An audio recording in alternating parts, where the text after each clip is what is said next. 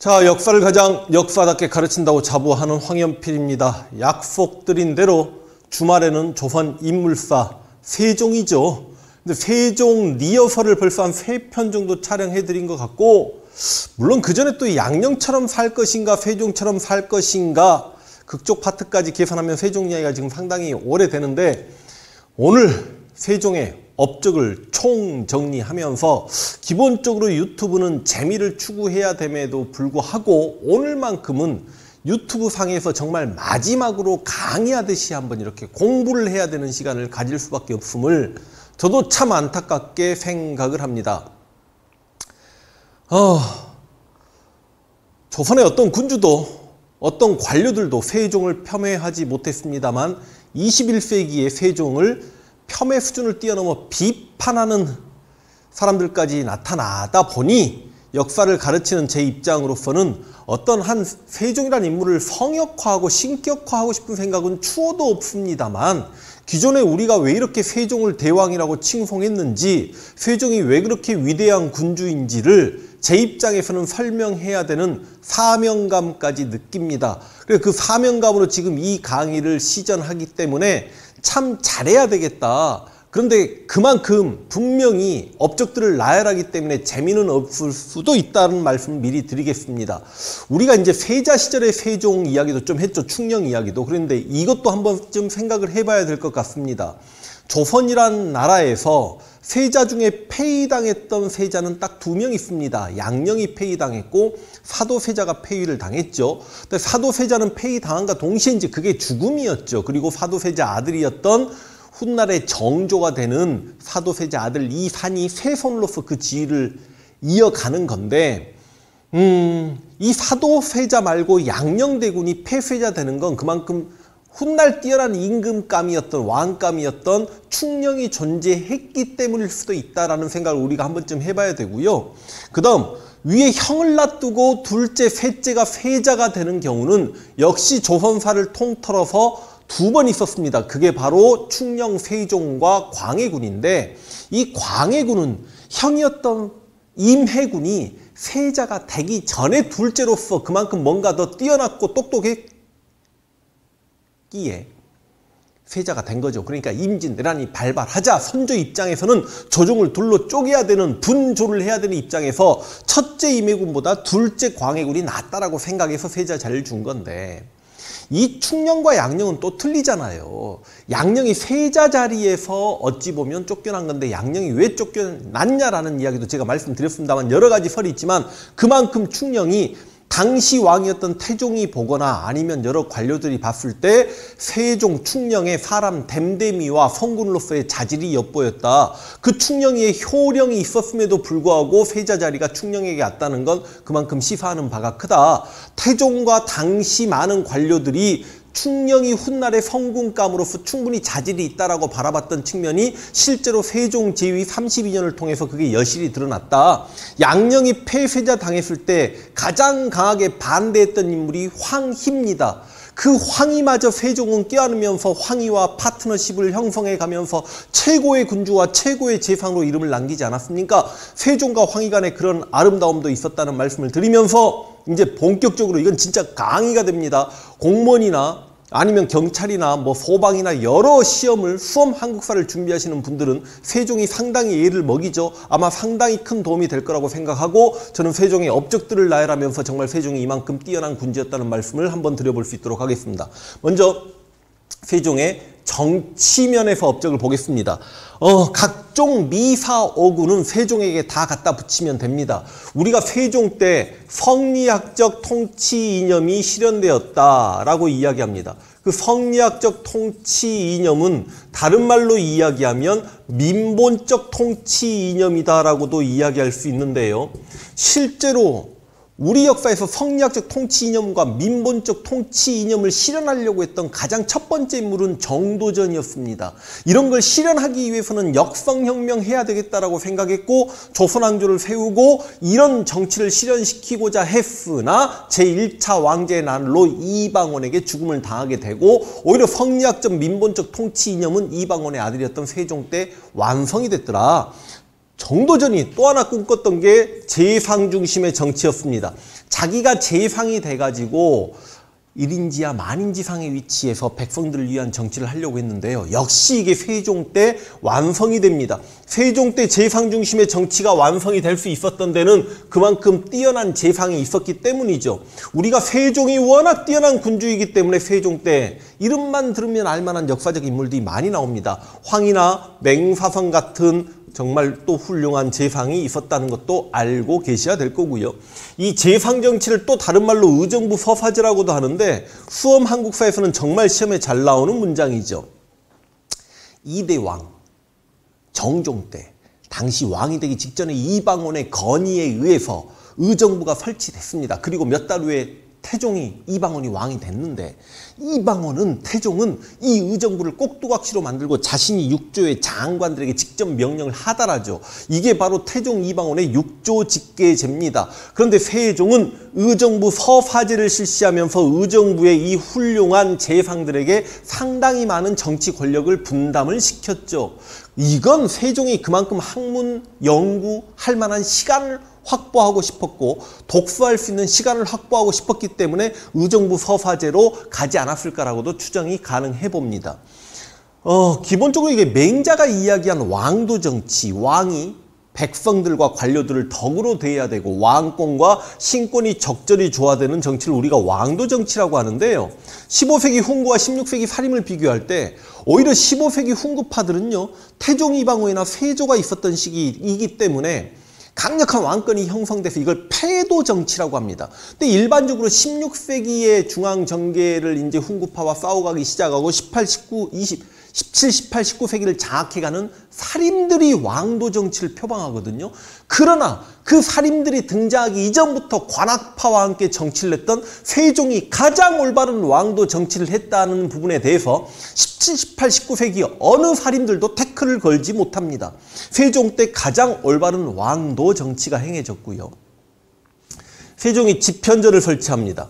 이제 일반적으로 집현전 그러면 한글 창제를 생각할 수 있겠습니다만 최근에는 한글 창제는 집현전 학사들이 한 게 아니라 세종 단독의 창제였다라는 주장이 요즘 강하게 대두되고 있습니다. 근데 이 집현전의 학사는 정확히 관료가 아님에도 불구하고 집현전 학사라는 자부심으로 똘똘 뭉치게끔 이 학사들과 함께 여러 가지 연구 작업을 했던 게 바로 세종이죠. 근데 집현전에서 특히 뭘 했냐면 여러분 경연이라는 걸 합니다. 왕과 신하가 학문적 토론을 하는 걸 경연이라고 하는데요. 여러분 왕들은요. 그러니까 정치 업무, 정사 업무 보기도 바쁜 사람들이고 자신 후궁들과 뭐 사랑하기에도 참 무척이나 바빴을 텐데 경연하고 싶었겠습니까? 왕과 신하의 학문적 토론이요? 여러분 신하, 관료들이 여러분 이 당시 조선의 관료들은 지금 대한민국이에요. 어디 뭐 법조인 이상으로 공부 능력이 뛰어난 사람들이라고 생각하시면 됩니다. 아무 생각 없이 우리가 사극을 봅니다만 사극에 보면 관복 입고 막 궁궐에서 왔다 갔다 하는 관료들 보시면 우리 따위와는 비교도 되지 않는 초천재라고 생각하시면 돼요. 그게 조선의 과거 제도를 보면 여실히 드러납니다. 근데 그런 관료들과 경연한다는 건 얼마나 피곤한 일이에요. 그런데 세종은 경연에서도 그 조선의 최고 후제들을 가지고 놀죠. 그러니까 유학적으로 학문적으로 그 과거 합격자들보다 더 고수였던 게 세종이었다는 걸 뜻하고 또 우리 역사를 통틀어서 경연하려고 했던 그러니까 조선시대에 경연하려고 했던 3명의 군주가 세종은 집현전에서 경연을 하려고 했고요. 성종은 홍문관에서 경연을 하려고 했고 정조는 규장각에서 경연을 하려고 하는데 이 3명의 군주를 가장 이상적인 군주로 우리가 생각하지 않습니까? 경연했다는 것도 알고 계셔야 되고 집현전 학자들 이름은 좀 알고 계셔도 괜찮지 않겠습니까? 여기에 성삼문도 있고요. 밥팽년도 있고요. 정인지도 있고요. 뭐 신숙주도 있고요. 박팽년 예를 들어서 집현전의 부재학 중에 최만리라고 해가지고 한글 창제를 가장 강하게 비판했던 그런 최만리 같은 인물도 있고요. 굉장히 많은 인물들이 있다는 것도 알고 계시면 좋겠고요. 정치적으로는요. 정말 세종이 깔 게 없는 사람이죠. 이제 외교 쪽 한번 가볼까요? 세종이 왕이 되자마자 쓰시마 섬을 정벌합니다. 쓰시마 섬 정벌은 엄밀히 따지면 그러니까 세종 1년에 있었던 일인데 세종이 왕이었을 때 태종 이방원이 상황이었잖아. 이건 이방원이 준비했던 일인 건 분명해요. 그러나 제2기관이 세종으로 떨어지니까 푸시마섬 정벌을 합니다. 이때 푸시마섬 정벌할 때 이종무 장군을 시켜서 푸시마섬을 정벌했다. 물론 진짜 이때 푸시마섬이 정벌되었습니까? 라는 부분에 대해서는 또 의견이 분분할 수 있다는 거 말씀드리겠고요. 그 다음 일본이 계속해서 개항을 요구하니, 개항이라는 게 이제 근현대사 그 개항이 아니고 통상, 그러니까 뭐 거래를 요구하니 삼포를 개항합니다. 지금의 부산포, 염포, 제포. 부산포는 부산이고 염포는 울산이고 제포는 지금의 진해가 되겠습니다. 삼포를 개항하고 개해약조라는 것을 체결합니다. 그래서 일본이 우리와 무역을 할 때 세견선, 그래서 배 숫자의 제한, 세삼이두, 쌀 교류량의 제한 등을 두기도 했다는 거 알고 계셔야 되겠고요. 이게 이제 일본과의 이야기고요. 사군 육진을 개척합니다. 여러분 사군 개척할 때 누구 시킵니까? 최윤덕. 그 다음 육진은 누구와 함께 개척합니까? 백두산 호랑이 김종서가 굉장히 많은 군권을 가져가고 관료들이 두만강 유역에서 육진을 개척하고 있는 김종서를 비판하니 세종이 한마디로 이야기하면서 관료들의 입을 다물게 만들죠. 내가 있어도 종서가 없으면 육진 개척은 힘든 거고 종서가 있어도 내가 없이는 또 역시 힘든 거 아니냐. 그만큼 김종서에게 신뢰를 주었고 세종 말년에는 김종서를 좌의정인가 정승에까지 앉히죠. 여러분 이거는요, 이 사군 육진은 세종의 엄청난 업적입니다. 왜냐하면 우리 국경선을 결정지었습니다. 우리 국경선이 뭐 이제 고구려 백제 신라 이후에 신라가 대동강 이남의 통일이었다라고 이야기하고 고려 초기 왕건이 청천강에서 영흥만까지 국경선을 올리고 거란의 1차 침략으로 서희가 강동 6주를 확보한 이후에 거란의 3차 침략 강감찬의 기주대첩 이후에 압록강 어기부터 도련포까지 이제 천리장성이라는 게 만들어지거든요. 그리고 공민왕이 천령 이북을 확보해요. 이만큼 우리 영토 확장 과정은 굉장히 중요합니다. 그런데 세종은 하이라이트 방점을 찍는 거 아니야. 우리 국경선이 압록강에서 두만강으로 결정나는, 그러니까 세종이 우리 삶에 굉장히 지금까지도 큰 영향을 미치고 있다는 걸 우리가 인정해야 되고요. 사군과 육진을 개척했을 때 이 땅이 우리 땅이 되려면 우리 조선인들이 가서 살아야 되잖아. 그러니까 조선인들을 이주시키는데 그걸 3인정책이라고 합니다. 뭐 3인정책이야 태종 때부터 시행되지만 가장 많은 3인정책, 백성을 이사시키는 정책, 백성 민자 이사 사자 이렇게 생각하시면 돼요. 이 3인정책이라는 건 삼남지방 전라도, 충청도, 경상도의 인구를 이 평안도, 함경도 쪽으로 옮기는 건데 가려고 하겠습니까? 쉽게 얘기하면 야인이 출몰하는 지역 아니야. 그러니까 뭐 감옥에 갇혀있는 사람 풀어줄게, 소장농, 자영농 만들어줄게, 뭐 노비를 평민 만들어줄게, 이렇게 해서 이제 그 지역으로 많이 올려보내죠. 그래서 그런지 몰라도 이제 조선란 나라에서는 약간 평안도 지역 사람들을 좀 차별하는 약간 그런 문화가 있었다는 게 나중에 이제 19세기 뭐 홍경래 은왕 공부할 때 서북지방민에 대한 차별 때문에 홍경래가 들고 일어났다 그런 이야기 하는 건데, 전라도, 경상도에 토착 세력을 올려보내기도 해요. 그럼 가기 싫어가지고 막 자결하는 사람도 나옵니다. 세종이 눈물을 흘리고 그들에게 간곡히 부탁합니다. 국가의 균형 발전을 위해서는 인구 조절도 필요하고 이 땅을 개척했을 때 우리나라 사람이 가서 살아야 우리 땅이 되는 것이니 제발 내 마음을 헤아리고 좀 그렇게 해주길 바란다라고 했던 게 바로 세종의 3인 정책이고요. 여기 있는 여진족의 귀순도 장려했고요. 그 다음 저 여진족을 관료로 임명하기도 합니다. 토착민을 관료로 임명하는 토간제도를 실시하기도 하고요. 여진인들아 이제 그만 대립하자 하고 무역할 수 있도록 무역서를 설치해 준 것도 바로 세종입니다. 야, 세종의 정치 외교적 업적 어마어마하죠. 자, 계속 가보겠습니다. 세종의 경제적 업적, 세종 때 화폐가 안 만들어졌으면 그건 말이 안 되잖아요. 조선 통보가 본격적으로 유통되진 않았습니다만 세종이니까 당연히 화폐를 만들었을 거고, 우리가 이제 세종의 업적 중에 그 토지결수 이제 자료를 한번 보여드리겠습니다만, 조선이란 나라의 500년 동안의 토지결수 중에 세종 때 토지결수가 157만 결인가 제일 높습니다. 그럼 뭘 의미하죠? 그만큼 세종 때 농경지가 가장 많이 개간되고 토지결수가 가장 많았다. 물론 여러분 이 양법이 전국으로 확산되는 조선 후기, 특히 영조, 정조 때 토지결수가 세종 때를 못 뛰어넘었다는 건 좀 미스테리한 일이긴 해요. 근데 아마 조선 후기는 국가가 이제 토지를 토지 대장의 기록을 제대로 못하는 숨어있는 토지, 좀 은결이라고 하는데 이런 토지가 좀 많지 않았을 거라고 추정하지만 어찌됐든 간에 15세기 세종이 확보한 토지 결수를 조선이라는 나라가 망할 때까지 수치적으로 통계적으로 뛰어넘지 못했다는 건 세종 때 정말 세종이 개간 사업을 많이 했다는 걸 뜻하기도 한 거고요.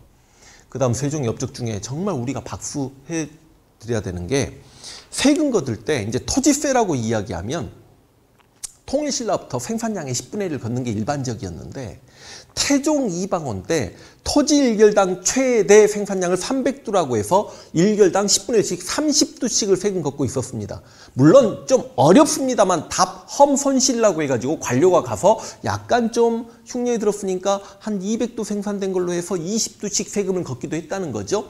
그런데 세종이 볼 때는 야, 양반들 관료들의 토지는 기름진데 일반 농민들의 토지는 저렇게 척박함에도 불구하고 무조건 토지 1결당 얼마씩 세금을 걷었을 때 농민들의 피해가 오히려 막심하니 풍용과 비용도를 따져야 되겠다. 그래서 연분구등법이라고 이야기하죠. 풍용에 따라서 연분구등 상상년부터 하하년까지 9등급을 적용했고요. 비용도에 따라서 전분육등법이라고 이야기해서 이걸 실시할 때 당시 조선 일반 농민들 17만 명의 여론을 조사합니다. 세종이 어떤 정책을 시행할 때 그냥 쉽게 시행하지 않아요. 관료들에게 항상 물어보고 토론 문화 중시하고 어떤 관료가 반대했을 때 면박을 주지 않고 계속 고민하고 자신이 올바르다고 생각한 걸 설득해 나가는 과정. 그리고 농민들을 위한 조세제도를 실시해야 되니 농민들의 의견을 수렴해야 되겠다. 17만 명의 농민들의 의견을 수렴했다. 이거 대단하지 않습니까? 그 다음 조선이라는 나라는 빈민구제, 춘대추나 봄에 쌀 빌려주고 가을에 갚아라. 이제 이걸 사창제라고 합니다. 원래는 의창에서 빈민구제를 했는데 그게 이제 황곡, 쌀을 봄에 빌려주고 가을에 대갚는 걸 황곡이라고 하는데 이 황곡제도 고리대화 이게 이자놀이하고 막 이런 문제가 생기니까 향촌 자치적으로 한번 빈민구제를 시행해봐라. 이게 그 유명한 사창제가 되겠습니다. 그 다음 지방에 살인들이 좋아하는 향촌자치기구 유양소를 설치하게 하고 이 유양소가 또 사또들을 힘들게 할까봐 서울에서 저 유양소를 감시하는 경제소를 설치했던 것도 또 세종이고요.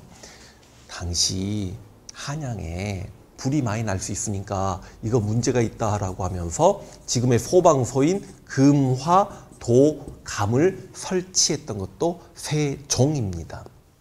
자, 세종의 업적 중에 이제 가장 비판받는 게 바로 노비정모법이죠. 여러분, 노비정모법을 제가 다시 한번 진짜 이건 말도 안 되는 비판입니다. 노비는 재산로 간주되기 때문에 양반이나 아니면 고려 귀족 입장에서 노비의 숫자가 늘어야 좋기 때문에 왜? 매매상속 증여 대상이야. 노비는 재산이야. 그래서 일천 즉천을 적용해요. 아빠나 엄마가 둘 중에 한 명이 노비면 자식은 노비다. 그런데 세금 걷는데 혈안이 돼 있었던 태종 이방원은 노비는 아빠의 신분을 따른다. 노비종부법을 시행합니다.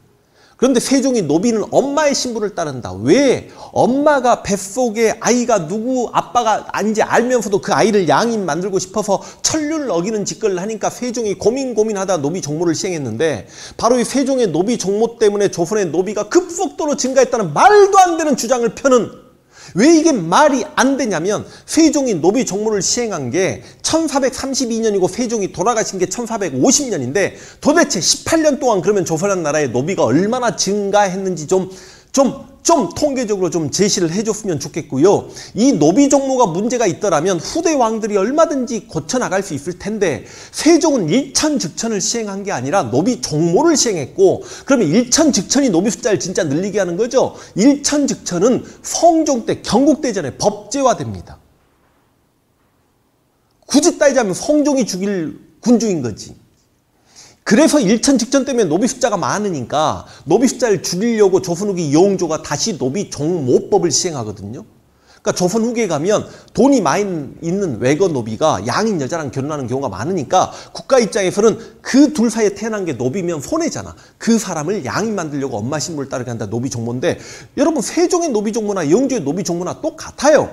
다만 영조의 노비 종모는 그렇게 박수를 쳐주면서 왜 세종의 노비 종모는 태종의 노비 종부일 때보다 살짝 노비 숫자가 늘었다라고 치더라도 그렇게 비판을 받아야만 하는지, 세종이 일천직천을 시행하지 않았다는 말씀을 다시 한번 드리면서 여기서 세종이 얼마나 노비를 사랑했는지,